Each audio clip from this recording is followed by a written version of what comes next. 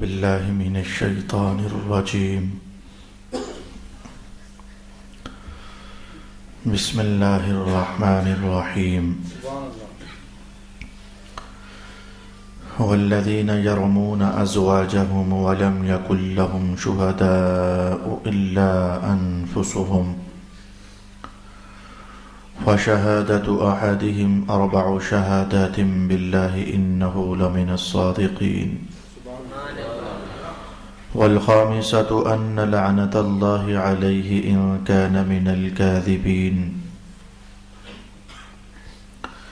ويدرأ عنها العذاب أن تشهد 4 شهادات بالله إنه لمن الكاذبين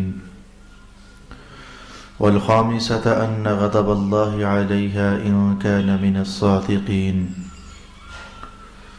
ولولا فضل الله عليكم ورحمته وأن الله تواب حكيم.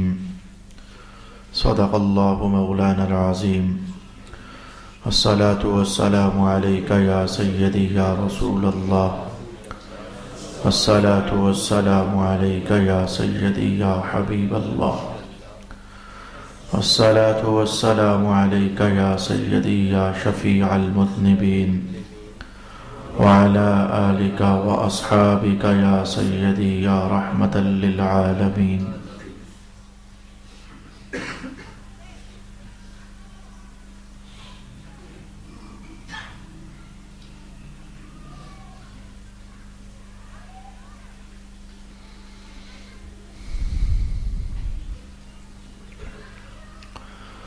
اور جو لوگ اپنی بیویوں کو زنا کی تہمت لگائیں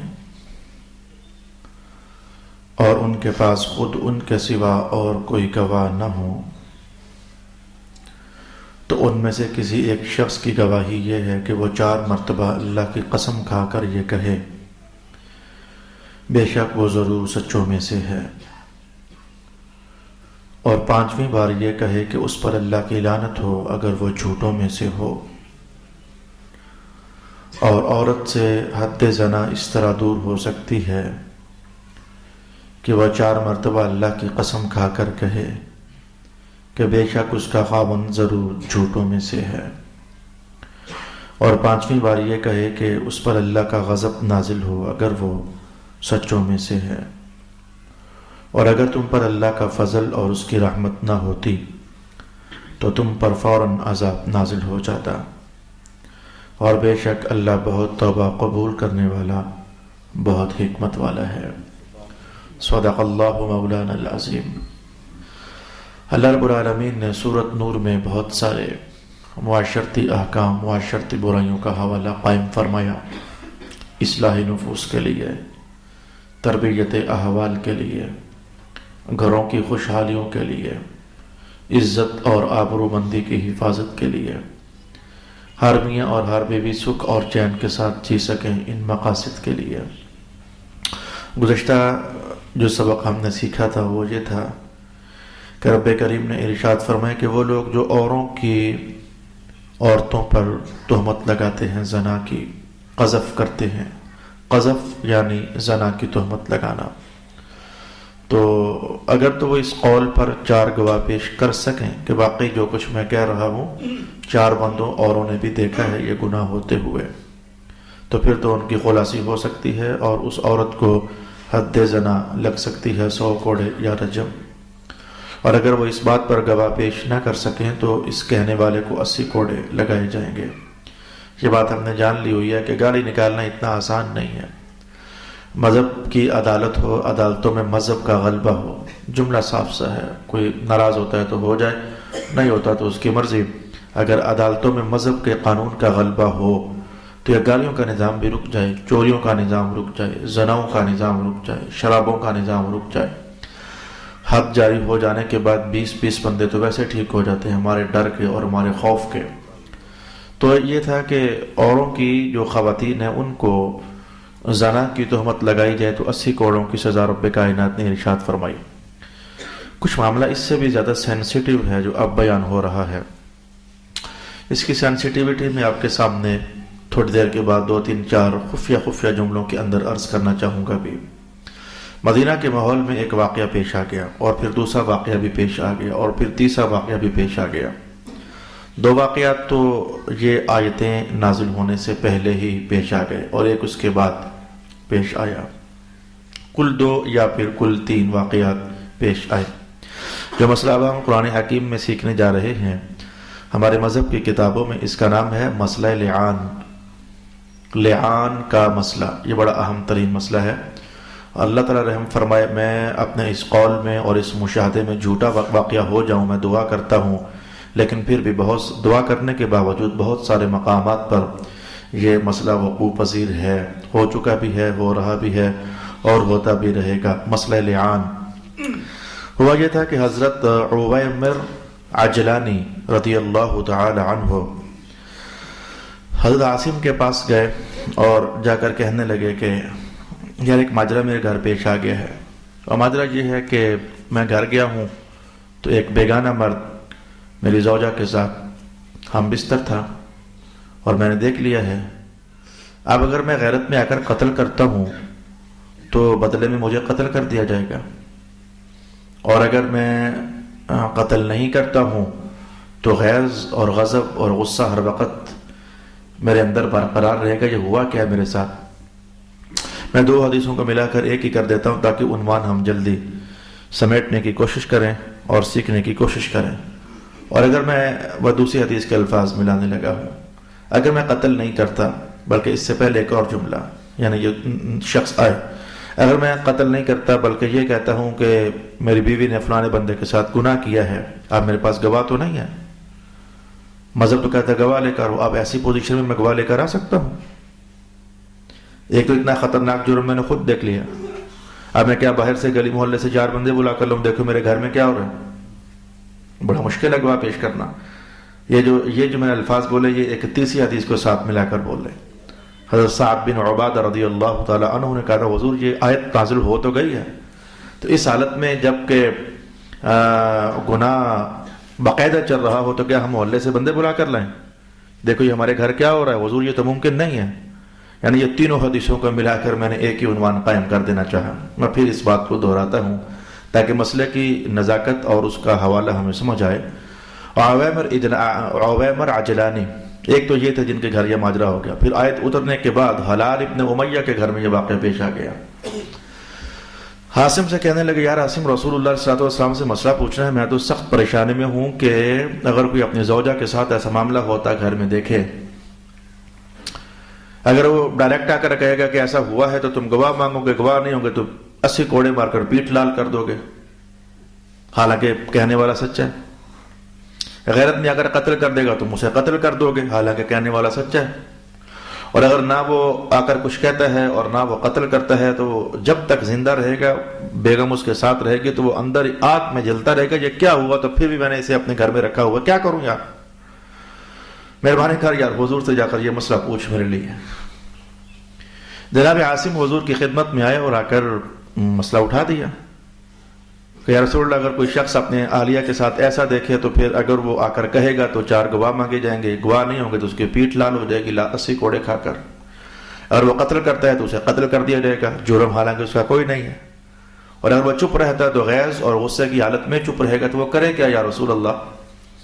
حدیث کے الفاظ ہیں کہ رسول اللہ علیہ السلام کو یہ سوال بہت ناگوار ہوا۔ ناگوار ہونے کی بات سمجھنی چاہیے، میں نے کہا تھا 3-4 جملوں میں اشارہ کروں گا۔ بہت ناگوار ہوا حضور کو یہ مسئلہ، ابھی تک آیتیں اتری نہیں تھیں، بعد میں اتر بھی آئیں، لیکن بہت ناگوار ہوا۔ ناگوار ہونے کا معنی یہ میرے پیارو، گھروں کے اندر جو بیگانے مرد آتے جاتے رہتے ہیں، یہ بھائی ہے، یہ منہ بولا بھائی ہے، کوئی منہ بولا بھائی نہیں، بدماشی ہے ساری، جھوٹ ہے۔ 2 دن منہ بولا بھائی ہوگا، 4 دن منہ بولا بھائی ہوگا، یہ میرے منہ بولی بہن ہے۔ کیا ہوتا ہے منہ بولی بہن ہے؟ یہ کچھ خواتین، کچھ گھروں کے اندر مرد ایسے آتے جاتے رہتے ہیں، یہ منڈیا کا چاچا لگتا ہے، کوئی چاچا شاچا نہیں ہوتا، وہ اصل چاچا نہیں ہوتا، یہ لڑکوں کا، یہ بچوں کا ماموں لگتا ہے، ہوتا کوئی نہیں ہے۔ حدیث پاک کے الفاظ، ایک چوتھے محلے سے حدیث کے الفاظ یہ ہیں کہ وہ ایک جہاد کے موقع پر ایک صحابی گئے تھے اپنا گھر کسی اور کے حوالے کر کے کہ خیال رکھنا بیوی بچوں کا، یہ لاہور میں دور تفسیر پڑھا کر ہے تو وہاں کے الفاظ تھے۔ تو ایک دن بس طبیعت میں ہیجان ہوا تو اس نے خاتون کا ہاتھ چوم لیا، ڈر بھی لگ گیا، بہت یہ اچھا نہیں ہوا، اور ایک روایت کے الفاظ کے بغل گیر کر لیا، اس سے زیادہ کچھ نہ. تو واپس جب جہاد سے واپسی ہوئی تو وہ زوجہ کہنے لگی اللہ ایسا بھائی کسی کو نہ دے.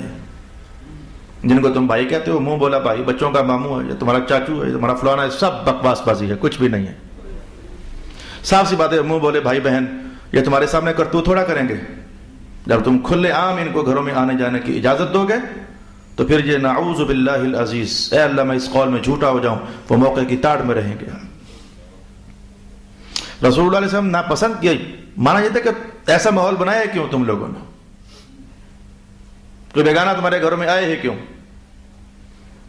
وہ بھی تمہارے غیر موجودگی میں کیوں آئے تمہارے گھروں میں، کوئی ناپسند کیا حضور نے اس بات کو. عاصم کہتے میں اٹھا اور واپس چلا گیا. بڑی تکلیف ہوئی کہ حضور نے ناپسند کیا ہے، میں نہ میرا سوال نہ میرا مسئلہ، میں ایسے حضور کی عطاب میں آ گیا ہوں. واپس گیا تو اویمر آ گئے، اور یار عاصم کیا بنا، کیا جواب دیا حضور نے؟ کہا یار بہت مندہ ہوا. حضور نے تو اتنا ناپسند کیا کہ میں تو شرمندہ سا ہی ہو گیا کہ میں نے مسئلہ کیوں پوچھا ہے. اور عمر کہنے لگے نہیں یار اگر تجھے جواب نہیں ملا لیکن میرے اب گھر کا کیس ہے، میں تو جاؤں گا، میں پوچھوں گا اس کا حل کیا ہے. یا رسول اللہ میں کیا اس کرب میں مبتلا رہوں یا ایسا کوئی حل ہے؟ اگلے ہی دنوں میں کسی دن حضور کی خدمت میں حاضر ہو گیا اور جا کر یہ سوال کر لیا، حضور اگر کوئی بندہ اپنی اہلیہ کے ساتھ یوں دیکھے، اگر وہ کہتا ہے تو اسی کوڑے لگتے ہیں، گواہ تو نہیں لا سکتا وہ. میں نے پہلے کہا معاملہ نازک ہے. قتل کرتا ہے غیرت میں آ کر تو قتل کر دیا جائے گا، پھر بھی مارا گیا. چپ رہتا ہے تو غیظ اور غضب کی حالت میں چپ رہے گا، کیا کرے. رسول اللہ علیہ السلام پر اویمر کے آنے سے پہلے آیات یہ والی اتر چکی تھی. کہا اللہ نے تیرے مسئلے کا حل دے دیا مجھے، لے اپنی بیگم کو. دونوں رسول اللہ علیہ السلام کی خدمت میں حاضر ہوئے. اور تیسرا واقعہ بھی چونکہ ایسا ہی ہے، میں اس کے الفاظ بعد میں آپ کے سامنے کہنا چاہوں گا. حضور رحمت عالم علیہ السلام کی خدمت میں حاضر ہوئے اور رسول اللہ علیہ السلام نے کہا اچھا بھائی تمہارا مسئلہ یہ ہے کہ اے مرد تیرے لیے اور عمر تیرے لیے اللہ کا حکم یوں ہے، اور اس کی اہلیہ کو کہا تیرے لیے اللہ کا حکم یوں ہے. وہ مسئلہ لعان جو ہے اس کی پکچر اور تصویر جو ہے، میں ترجمہ ایک بار کہہ چکا ہوں لیکن ترجمے سے بات کھلی نہیں تھی، میں اب اس کو ذرا کھول دیتا ہوں. خاوند سے کہا جائے گا خدا نخواستہ کبھی ایسا ہو جائے اور عدالت میں مذہب غالب ہو، جملہ میرا صاف سا ہے، عدالت میں مذہب کا قانون غالب ہو، پاکستانی قانون غالب نہ ہو، مذہب کا قانون غالب ہو، قرآن حکیم کا قانون غالب ہو. جب قرآن پاک کا حکم آ گیا اس میں دو رائے ہو ہی نہیں سکتی ہیں. قرآن حکیم کے حکم میں دوسری رائے کی گنجائش ہی نہیں ہے. تو قرآن حکیم کا حکم غالب ہو، اللہ کا حکم غالب ہو، تو پھر خاوند سے کہا جائے گا اچھا ایسا کر کہ تو 4 گواہ پیش کر سکتا ہے. یقینی سی بات ہے نہیں پیش کر سکتا. کون ایسی حالت میں باہر سے بندے بلا کر نہیں کر سکتا. تو رب کائنات نے کہا اچھا پھر خاوند کے حکم یہ ہے فشہادۃ احدہم 4 شہادات باللہ انہ لمن الصادقین. میں اس کی عملی کیفیت آپ کے سامنے لاتا ہوں. والخامسۃ ان لعنۃ اللہ علیہ ان کان من الکاذبین. قاضی جو ہے وہ خامد سے کہے گا تو ایسا کر 4 بار یہ جملے بول، میں اللہ کی قسم کھا کر گواہی دیتا ہوں کہ میں نے جو کچھ کہا اس میں سچا ہوں. میں نے کہا جو کچھ میں نے دیکھا، باقی وہ باقاعدہ وہاں بولے گا کہ میری بیوی نے فلانے کے ساتھ ایسا جرم کیا اور اس کہنے میں سچا ہوں. وہ پھر کہے گا میں اللہ کی قسم کھا کر گواہی دیتا ہوں کہ جو کچھ میں نے کہا، جو کچھ میں نے دیکھا اپنی بیگم کے معاملے میں کسی اور شخص کے ساتھ، میں اس میں سچا ہوں. 2. وہ تیسری مرتبہ پھر کہے گا میں اللہ کی قسم اٹھا کر گواہی دیتا ہوں کہ جو کچھ میں نے اپنی بیوی کے ساتھ دیکھا ایک تیسرے مرد کو، میں اس عنوان میں سچا ہوں. اور وہ چوتھی مرتبہ پھر کہے گا میں اللہ کی قسم کھا کر گواہی دیتا ہوں کہ میں نے اپنی بیوی کو فلانے مرد کے ساتھ گناہ کرتے دیکھا اور اس میں سچا ہوں. 4 مرتبہ یہ قسم اٹھائے گا. اور 5ویں مرتبہ پھر وہ الفاظ بدل کر یہ جملہ بولے گا ان لعنت اللہ علیہ ان کان من الکاذبین. اگر میں اپنے اس قول میں جھوٹا ہوا تو مجھ پر اللہ کی لعنت برس جائے. یہ 5 باتیں خامد کو کہنا ہوں گی. اس کے بعد پھر رجوع کیا جائے گا عورت کی طرف. قرآن پاک کا بیان، عورت سے کہا جائے گا تو 4 بار قسم اٹھا گواہی دے، لیکن الفاظ وہاں کچھ اور ہیں. خامد نے یہ کہنا تھا کہ میں قسم اٹھا کر گواہی دیتا ہوں کہ میں سچا ہوں، اور عورت نے یہ کہنا ہے کہ الفاظ سن لیجئے وَأَن تَشْهَدَ 4 شَهَادَاتٍ بِاللَّهِ إِنَّهُ لَمِنَ الْكَاذِبِينَ. یعنی عورت کی کیفیت یہ ہے، وہ کہے گی میں اللہ کی قسم کھا کر گواہی دیتی ہوں کہ میرا خامد جو میرے بارے میں کہہ رہا ہے وہ جھوٹ بول رہا ہے. دوبارہ پھر کہے گی میں اللہ کی قسم کھا کر گواہی دیتی ہوں کہ میرا خاوند میرے معاملے میں جو کچھ کہہ رہا ہے وہ جھوٹ بول رہا ہے۔ تیسری مرتبہ پھر بولے گی میں اللہ کی قسم اٹھا کر کہتی ہوں، گواہی دیتی ہوں، کہتی ہوں نہیں گواہی دیتی ہوں کہ میرا خاوند میرے معاملے میں جو کچھ کہہ رہا ہے وہ جھوٹ بول رہا ہے۔ اور چوتھی مرتبہ پھر کہے گی میں اللہ کی قسم کھا کر گواہی دیتی ہوں میرا خاوند میرے بارے میں جو کچھ کہہ رہا ہے جھوٹ بول رہا ہے۔ چار بار یہ گواہیاں ہو گئیں قسم اٹھا کر۔ اب چوتھی مرتبہ مذہب کہتا ہے عورت سے کہا جائے گا تو یہ جملہ بول ان غضب اللہ علیہ ان کان من الصادقین، اور اگر میرا خاوند سچ بول رہا ہے اس معاملے میں جو اس نے میرے متعلق کہا ہے، اگر وہ سچا ہے تو مجھ پر اللہ کا غضب برس جائے۔ یہ 5 مرتبہ کیس ہو جانے کے بعد اب خاوند یا پھر خود طلاق دے دے، اب وہ رہ نہیں سکیں گے ساتھ، اب وہ اکٹھے رہ نہیں سکیں، خاوند خود طلاق دے دے یا پھر قاضی ان کی تفریق کر دے گا اور قاضی ان کی جدائی کروائے۔ مذہب اس نزاکت کو سمجھتا ہے کہ ایسا واقعہ ہونے کے بعد کوئی بھی خاوند اپنی بیوی کو گھر نہیں رکھنا چاہے گا، یا خود ہی فارغ کر دے طلاق دے کر، اور یا پھر قاضی کہے گا الگ ہو جاؤ، جدا ہو جاؤ، آپ کے بعد تمہارے رہنے کی صورت ممکن نہیں ہے۔ اس مسئلے کا نام ہے مسئلہ لعان۔ اسے مسئلہ لعان اس لیے کہتے ہیں کہ اس میں خاوند کہتا ہے اللہ کی لعنت برس جائے مجھ پر اگر میں اپنے قول میں جھوٹا ہوں، تو لعنت برس جائے، اسی لعنت سے اس کا نام بن گیا مسئلہ لعان۔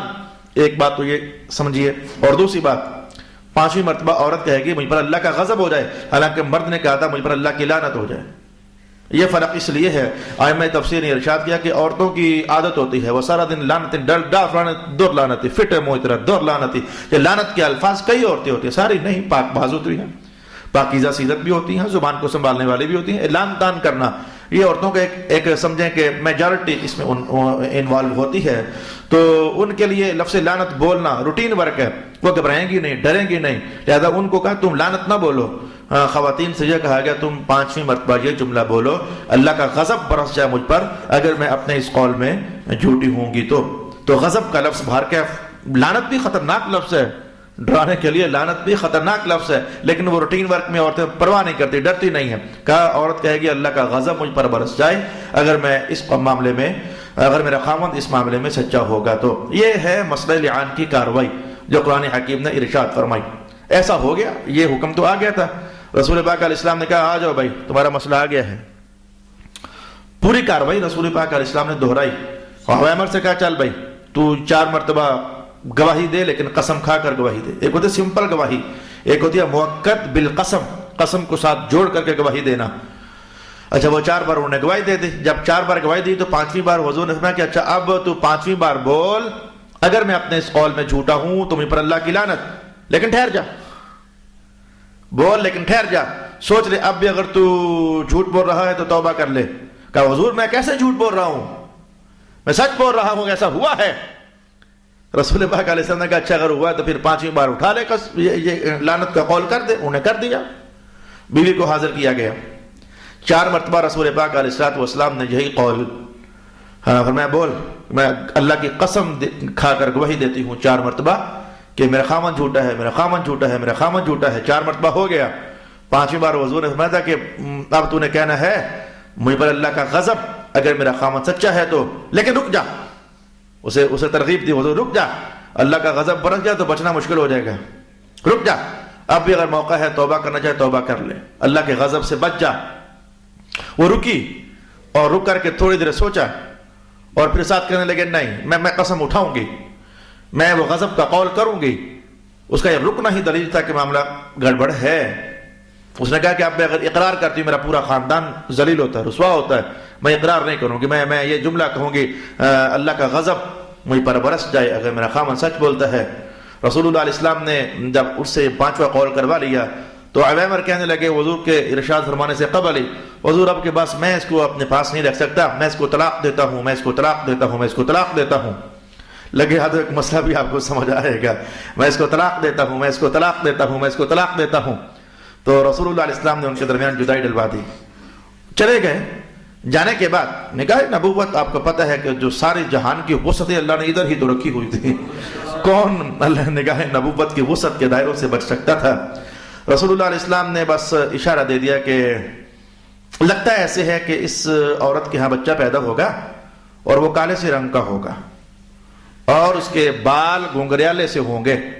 اصل میں اس کے پیچھے ایک اور مقام پر کسی اور زمانے میں رسول پاک علیہ السلام نے فرمایا ہوتا کہ بچے اپنے والدین کے مشابہ ہوتے ہیں، بچے اپنے باپ کے مشابہ ہوتے ہیں۔ کئی بچوں کو دیکھ کر کے 2-3-4 بار میں تھوڑا سا مجھے بھی آئیڈیا سا ہو رہا تھا، یا لگتا ہے یہ اس کا باپ ہوگا، یہ اس کا باپ ہوگا، لگتا ہے کچھ ایسے ہے۔ کئی بیٹیاں ہوتی ہیں اپنے خاندانوں میں دیکھو تو ان کو دیکھ کر لگتا ہے یار یہ فلانی عورت اس کی ماں ہوگی، وہ کچھ مشابہت رب کائنات ڈال دیتا ہے۔ ابھی ہوا تو کچھ بھی نہیں تھا، پیدا تو کچھ بھی نہیں ہوا تھا، لیکن خدا داد علم کی صلاحیتیں۔ پھر حضور نے کہا لگتا ہے کہ جو اللہ پاک نے مجھے دکھایا ہے اس کے مطابق لگتا ہے ایسا ہے کہ اس کا بچہ کالے رنگ کا ہوگا اور اس کے بال بھی گھنگریالے ہوں گے۔ مانا یہ تھا کہ واقعی یہ جو اویمر ہے اس کا باپ یہ نہیں ہے، وہ سچ کہہ رہا تھا، اویمر اس کا باپ نہیں ہے۔ بچہ باپ کے مشابہ ہوتا، باپ اس کا کوئی ایسا تھا جو یہ گناہ کر کے چلا گیا ہے۔ اعوذ باللہ من الشیطان الرجیم۔ اور حدیث کے الفاظ یہ کہ پھر واقعی ایسا ہوا، وقت گزرا اور وہ جو بچہ پیدا ہوا کالے رنگ کا تھا اور پھر اس کے بال بھی گھنگریالے تھے۔ یہ ایک حدیث کے الفاظ میں نے آپ کے لیے مکمل کر دیے، اور اسی کے ساتھ جو دوسری حدیث کے الفاظ سے حضرت سعد بن عبادہ حضور کے پاس اس واقعہ کے بعد اور اس ان آیتوں کے اترنے کے بعد حاضر خدمت اور آ کر کہنے لگے یا رسول حضرت سعد بن عبادہ بڑے سارے صحابہ قابل عزت تھے، ہر ایک کا اپنا مقام تھا، حضور کے نزدیک ہر ایک کا اپنا مقام تھا۔ حضرت سعد تو وہ تھے کہ محفل میں آ جاتے، انصار قبیلوں میں سے کسی محفل میں آ جاتے تو حضور ان کی خاطر فرمایا کرتے تھے تمہارا سردار آ رہا ہے کھڑے ہو جاؤ، تو حضور ان کے لیے تو وہ اپنے پاس بیٹھنے والوں کو کھڑا ہونے کا حکم بھی ارشاد فرما دیا کرتے تھے۔ تو سات سردار تھے قوم کے اور حضور باہر کے صاحب عزت کو عزت تو دیا کرتے تھے۔ تو سعد آ کر کہنے لگے حضور یہ آیت آئی ہے کیا واقعی اللہ نے ایسے کہا ہے؟ یہ سوال نا یقینی کی وجہ سے نہیں تھا، بے یقینی کی وجہ سے نہیں تھا، اظہار تعجب کی خاطر تھا۔ اگر کہنے لگے حضور یہ کیسے ممکن ہوگا کسی کے لیے کہ اس کی بیگم کی ٹانگوں میں کوئی بندہ ہو تو اور ایسے میں وہ جا کر باہر سے بندے بلا کر لائے، حضور یہ کیسے ممکن ہو سکے گا؟ حدیث کے الفاظ میں نے بڑی مشکل سے ترجمہ کر کے آپ کو کہہ دیا، حضور یہ کیسے ممکن ہو سکے گا؟ تو رسول اللہ علیہ السلام نے قوم سے مخاطب کیا دیکھو تمہارا سردار غیرت مند ہے، غیرت مندی والی باتیں کرتے ہیں، کیسے ایسا ہوگا؟ تو قوم کہنے لگی حضور آپ ان پر جلال نہ کریں، یہ واقعی بڑے غیرت مند آدمی ہے، یہ واقعی بڑے غیرت مند آدمی ہے۔ تو رسول اللہ علیہ السلام نے کہا ایسا ہی ہوگا۔ اگر پہلے حضور کا ایک جملہ سنیں، رسول اللہ علیہ السلام نے جب انہوں نے کہا نا حضور اس جملے سے ایک مقصد ہے، یہ جملہ مجھے لازمی کہنا ہے، اس میں ایک مقصد ہے۔ سعد نے کہا حضور یہ کیسے کوئی گواہ لائے ایسی حالت میں باہر سے؟ تو رسول اللہ علیہ السلام نے پہلے تو یہ جملہ فرمایا سعد اور گواہ لانے کی ضرورت ہی کیا ہے، تلوار گواہ کافی ہے۔ پہلے حضور نے یہ جملہ فرما دیا تلوار گواہ کافی ہے، مانا یہ تھا ادھر ایک کام تمام کر دو، فوراً آپ نے یہ جملہ روکا کسی مقصد کی خاطر، پہلے کہا بھی کسی مقصد کی خاطر، روکا بھی کسی مقصد کی خاطر، چاہتے تھے کہ میرا بیان نص بن جائے اور عنوان کو کلیئر کٹ واضح کر دے، خاموش رہنے میں شاید اس طرح نہ ہوتا۔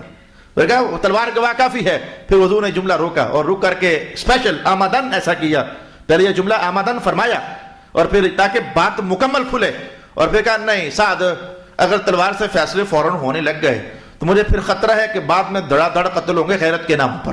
اللہ اکبر، رسول اللہ علیہ السلام کی نگاہیں مذاق کی وسعت کے کیا کہنے، پھر دڑا دڑ قتل ہوں گے غیرت کے نام پر۔ میرے حضور کا وہ جملہ مذہب تو بنا گیا لیکن ماحول جیسے پڑ رہا تھا حضور کا وہ جملہ، حضور کی نظر جیسے قیامت تک کا زمانہ اور ماحول پڑ رہی تھی، غیرت کے نام پر قتل ہو جائیں گے، کبھی غیرت کے نام پر ماں ماری جا رہی ہے، او جی اس کا تعلق تھا کسی کے ساتھ، کبھی غیرت کے نام پر بہن کو مارا جا رہا ہے، غیرت کے نام پر کبھی بیٹی کو مارا جا رہا ہے۔ پچھلے ہفتے مجھے یو کے سے فون آیا اور کہا گیا جی ہمارے چچا ہیں شریف النفس آدمی، پتہ نہیں کیا ہوا انہیں، بس وہ اپنی بھتیجے کے ساتھ وہ شرارت کرتے کرتے بچ گئے لیکن پکڑے گئے، اللہ نے کیا عزت بچ گئی لیکن عین حالت میں پکڑ لیا گیا، اب سارے خاندان والے سوچ رہے ہیں قتل کر دیا جائے۔ میں نے کہا میری بہن بات یہ ہے کہ یہ قتل کرنے کا نظام، سزا دینے کا نظام، یہ اللہ رب العالمین نے ہم پبلک کے ہاتھ میں دیا نہیں ہے۔ رسول اللہ علیہ السلام نے فرمایا تھا کہ یہ سزائیں پبلک نہیں دے سکتی، سزائیں قاضی لوگ دیں گے، سزائیں حکمران لوگ دیں گے، سزائیں بادشاہ لوگ دیں گے، یہ نظام تاکہ وہ مکمل جانچ پڑتال کریں، انویسٹیگیشن کریں، پڑتال کریں، گواہوں کو مانگیں، پھر گواہوں کا تزکیہ کریں، گواہوں کو چیک کریں اور اس کے بعد جا کر یہ سزا کا نظام قائم کیا جا سکتا ہے۔ رسول اللہ علیہ السلام معاملے کی نزاکت کو سمجھتے تھے، ماجرا تو یہ ہو گیا اور حضور نے واپس یہ قول مبارک کہنے کے بعد واپس لیا تاکہ سننے والے سمجھیں، بھائی بھی سمجھیں، بیٹے بھی سمجھیں، باپ بھی سمجھیں، سارے سمجھیں۔ باپ میں تمہیں غیرت ستاتی ہے تو جب سرکار فرمایا کرتے تھے کوئی تمہارے گھر میں آئے ہی نہ، اس وقت تمہاری غیرت کہاں تھی؟ اب تمہیں غیرت ستاتی ہے جب تمہاری بیٹی بہن برقع پہن کر ننگے منہ جایا کرتی تھی، اس وقت تمہاری غیرت کہاں تھی؟ اب تمہیں غیرت ستاتی ہے، اور جب معاملہ ماحول اپنے گھر کا تم نے اتنا اوپر رکھا ہوا تھا، اس وقت تمہاری غیرت کہاں تھی؟ یہ ساری للکاریں ہیں مذہب کی، جس میں سبق بھی ہے، جس میں تنبیہ بھی ہے، جس میں ڈانٹ بھی ہے، اور جس میں سرزنش بھی ہے۔ غیرت کرنے کے موقع پر غیرت کرو میرے پیارے، اور جب موقع پانی سر سے گزر جائے، اب تمہیں غیرت مندی کے نام پر قتل کرتے ہو۔ میں نے کہا بہن وہ تو گناہ سے بچ گیا، میں نے کہا وہ تو گناہ سے بچ گیا، اللہ نے بچا لیا جیسے تیسے، اب اگر تم مل کر اسے قتل کرو گے تو وہ تو بچ گیا گناہ سے، لیکن تم نے ایک بہت بڑا مل کر گناہ کر دیا۔ قتل کرنا کون سی چھوٹی بات ہے؟ یہ قتل کرنا یہ باپوں کو اختیار نہیں ہے وہ قتل کریں، ماؤں کو اختیار نہیں ہے وہ قتل کریں، بھائیوں کو اختیار نہیں، پھر قتل بھی ایک ایک نہیں، دو دو تین تین چار چار اکٹھے۔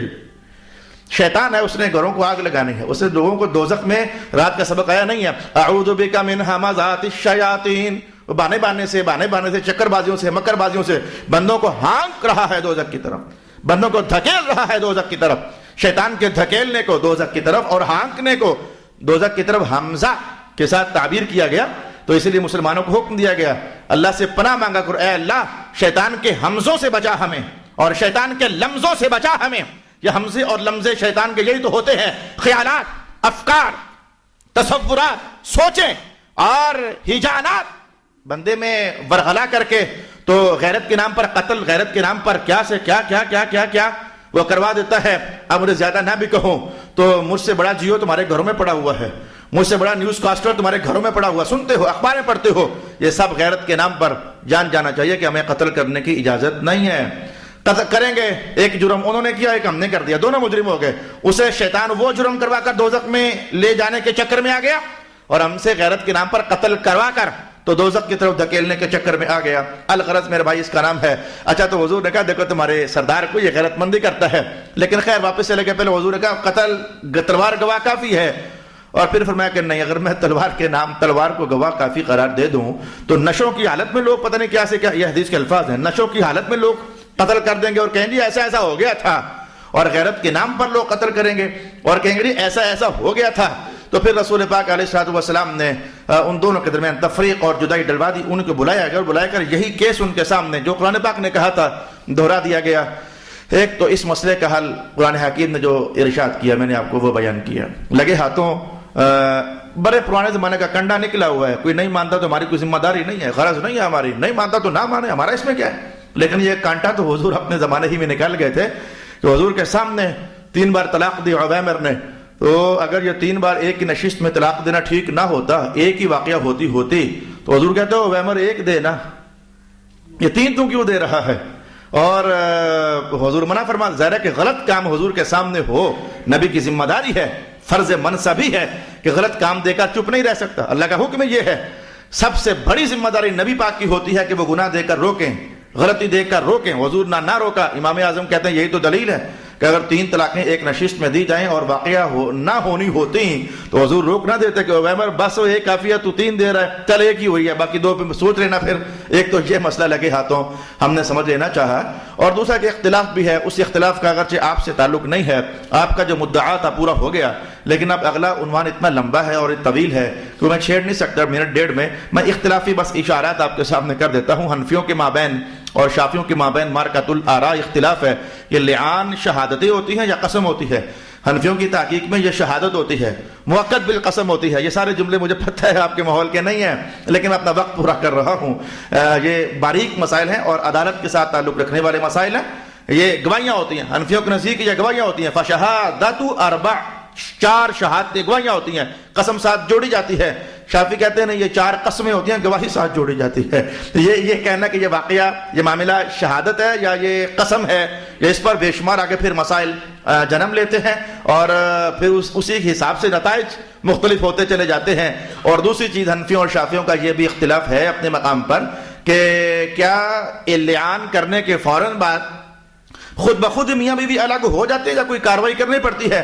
شافی یہی کہتے ہیں خود بخود علیحدہ ہو جاتے ہیں، لیکن حنفیوں کی تحقیق ہے خود بخود علیحدہ نہیں ہوتے، کوئی نہ کوئی کاروائی کرنی پڑتی ہے، یا خامن کو طلاق دینا ہوتی ہے یا قاضی نے خود جدائی ڈلوانی ہوتی ہے، یہ کاروائی اسپیشل بعد میں کرنی پڑتی ہے۔ لعان خود ہی طلاق ہے ایسا نہیں ہے، اور دلیل آپ نے سن لیا ابھی کہ عویمر نے کہا حضور پھر 3 بار میں سے طلاق دیتا ہوں، تو اگر یہ 3 طلاقیں دینا بے فائدہ ہوتا تو حضور سمجھاتے نا کہ عویمر فارغ تو پہلے ہی ہو گئی، طلاقیں دینے کا مطلب کیا ہے؟ تو یہ حضور کا منع نہ کرنا اس بات کی دلیل تھا، کیونکہ یہ بات میں نے اس لیے چھیڑ دی کہ میری محفل میں اس وقت 30-40 طلباء بھی تشریف فرما ہے، چلو آپ لوگوں کے لیے نہ صحیح ان کے لیے مسئلہ آسان ہو جائے گا کہ یہ جو لعان کا مسئلہ ہے، ایک تو یہ کہ یہ گواہیاں ہیں موقت بالقسم ہے، جو گواہی کا اہل ہے وہ لعان کر سکتا ہے، جو گواہی کا اہل نہیں ہے وہ لعان نہیں کر سکتا۔ یہ بالکل خطرناک اور باریک مسائل ہیں جنہیں یہاں چھیڑنا یہ بالکل ایسے ہی ہے جیسے کہ وہ شہد کی مکھیوں کے چھتے میں ہاتھ ڈالنا، ایک مشکل ترین معاملہ ہوگا اس کو سالو کرنا اور اس کو سمجھانا، یہ کلاس روم کی ابحاث ہے۔